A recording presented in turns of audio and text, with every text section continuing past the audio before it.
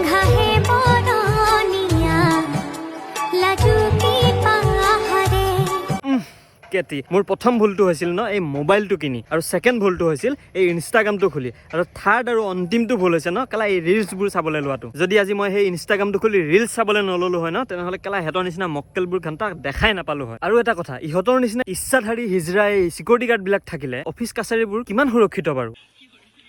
Hello guys, hello' কি কৰি আছা কি খবৰ মই এতিয়া কল খাইছো দেখিছে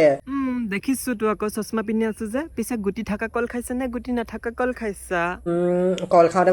পটককে মনত পৰি গ'ল সৰুতে পাইছিলো কল কল কল কল এবিধ ফল কল খালে গাত হৈ হাতী সমান বল অ' মাই গড তোমাৰ যিদৰে সেই কলটো খাই থাকোঁতে এটা কবিতা মনত পৰি গ'ল ন ঠিক তেনেদৰে তোমাৰ এই ভিডিঅ'টো দেখা পাই ন মোৰো এটা কবিতা মনত পৰি গ'ল বোলো কল কল কল তোক দেখিলেই বুজিব পাৰি যে তই এটা কেলা ফাটা কণ্ডমৰ ফল অ' মাই গড কি কৰি দিলো